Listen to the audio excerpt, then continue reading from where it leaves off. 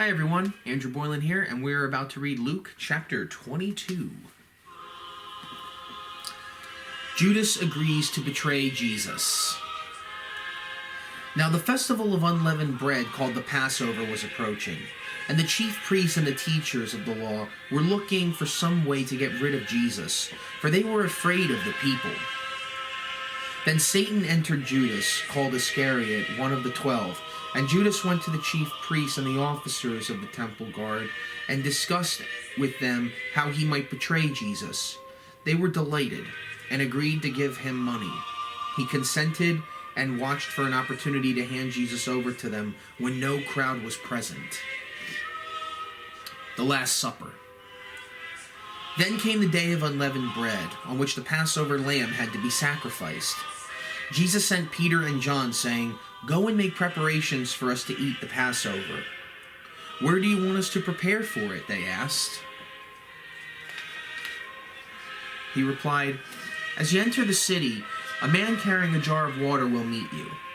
Follow him to the house that he enters, and say to the owner of the house, 'The teacher asks, where is the guest room?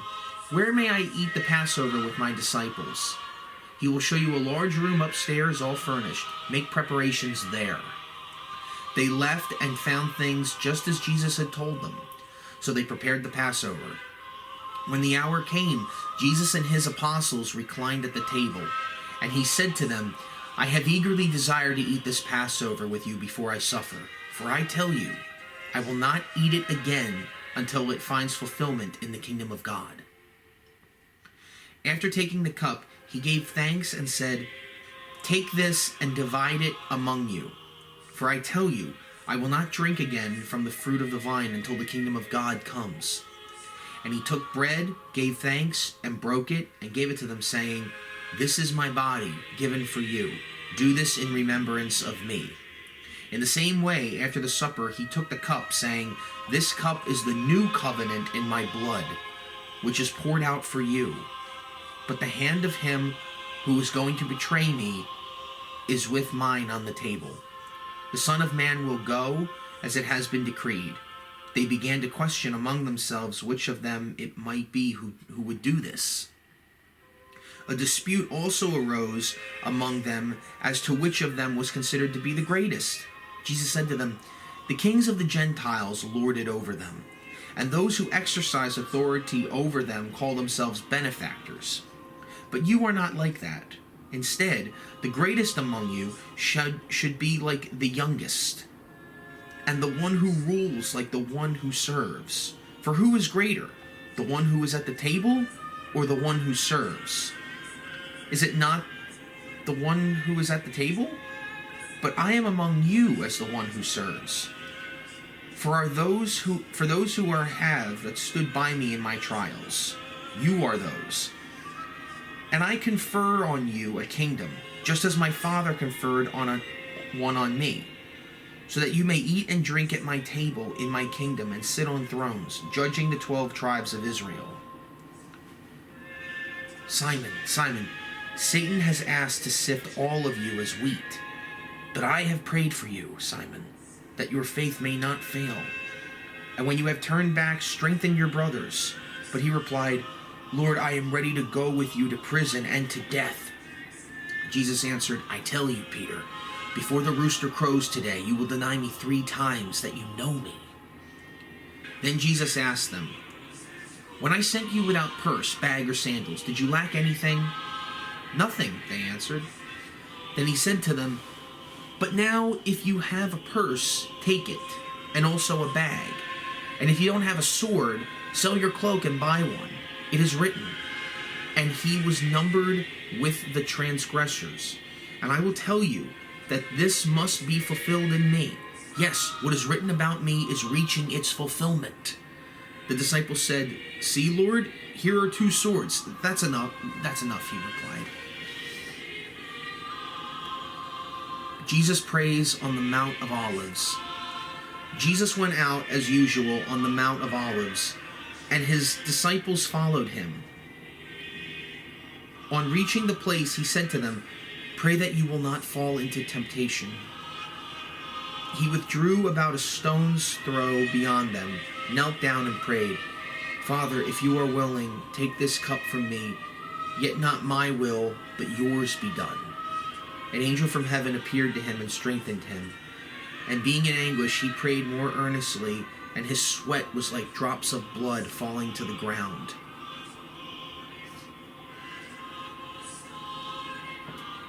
You don't think Jesus was scared? Of course he was. The devil was tempting him. But he still pulled through because he's the Son of God.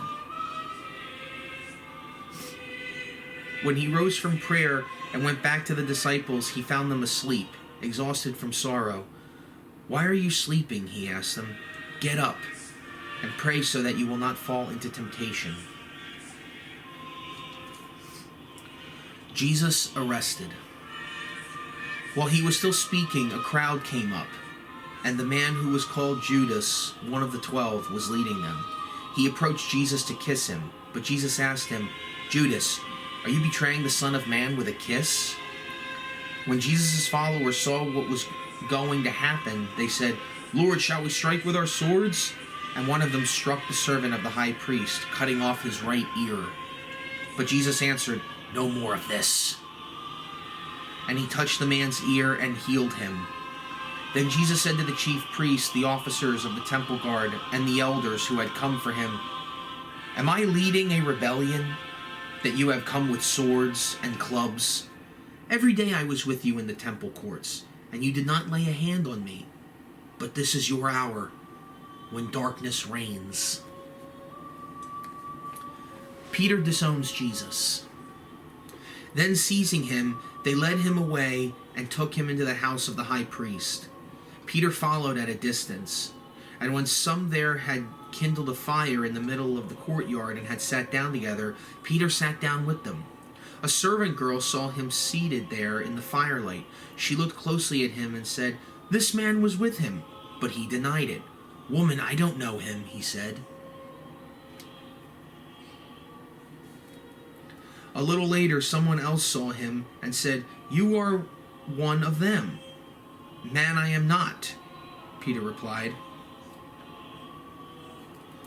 About an hour later, another asserted, "Certainly this fellow was with him, for he is a Galilean." Peter replied, "Man, I don't know what you're talking about." And just as he was speaking, the rooster crowed. The Lord turned and looked straight at Peter. Then Peter remembered the word the Lord had spoken to him, "Before the rooster crows today, you will disown me 3 times. And he went outside and wept bitterly. The guards mocked Jesus. The men who were guarding Jesus began mocking and beating him. They blindfolded him and demanded, "Prophesy! Who hit you?" And they said many other insulting things to him. Jesus before Pilate and Herod. At daybreak, the council of the elders of the people, both the chief priests and the teachers of the law, met together, and Jesus was led before them. "If you are the Messiah," they said, "tell us." Jesus answered, "If I tell you, you will not believe me. And if I asked you, you would not answer. But from now on, the Son of Man will be seated at the right hand of the mighty God." They all asked, "Are you then the Son of God?" He replied, "You say that I am." Then they said, "Why do we need any more testimony? We have heard it from his own lips." Now that right there, that helped me to realize in when I was opening up. That really did help me, because that's what Jesus means when he says, that they ask him, they're like, "Are you the Messiah? Tell us if you're the Messiah." Now these are the people that want to kill him. And they say, "If you're the Messiah, the one we've been waiting for our whole lives, tell us. Tell us if you're the Messiah or not."